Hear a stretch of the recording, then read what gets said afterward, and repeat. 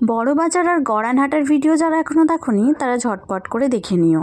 শ্যামবাজারে নেবে মোমো খেয়ে রওনা দিলাম হাতিবাগানের উদ্দেশ্যে। আজ নিজেদের জন্য নয়, আজ আছি অঞ্জনের জন্য পাঞ্জাবি কিনতে।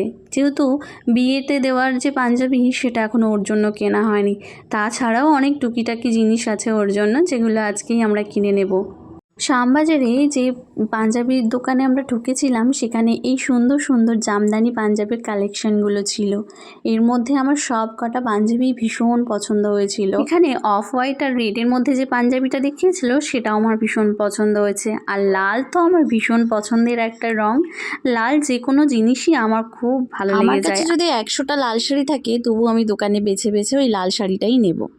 এখানে পাঞ্জাবি দেখতে দেখতে কিন্তু আমি ভীষণ বোর হয়ে যাচ্ছিলাম, কারণ ছেলেদের জিনিস এর আগে আমি কখনো কিনিনি। এই প্রথম আমি ছেলেদের জন্য পাঞ্জাবি কিনছি।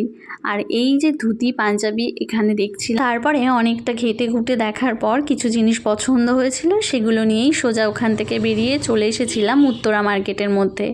এখানে আমাদের কয়েকটা জিনিস নেওয়ার ছিল, তাই চট করে চলে গেছিলাম।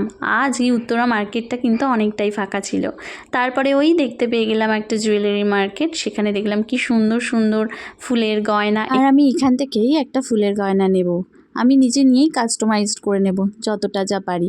আসলে আমি যে পেজটাতে দেখেছিলাম সেখানে বলেও ছিলাম যে দেওয়ার জন্য, তো উনি বললেন এখন অর্ডার নেওয়া হচ্ছে না। যেহেতু আমি অনেকটা লেট করে ফেলেছি তো সেই জন্য অর্ডার নেওয়া হচ্ছে না। তো এখন আমার কাজ হচ্ছে এর মধ্যে যে কোনো একটা ফুলের গয়না নিয়ে নিজের আমি যখন ভার্সিটিতে পড়তাম তখন আমার হস্টেল থেকে এই শ্যামবাজার বেশি দূরত্ব ছিল না, তাই সপ্তাহে 3 থেকে 4 বার কিন্তু আমি আসতাম। আর যখন যেটা পছন্দ হতো তখন সেটা কিনে নিয়ে যেতাম। তাই অনেক বছর পর আমি আসলাম, অনেক বছর বলা ভুল, প্রায় 1.5 বছর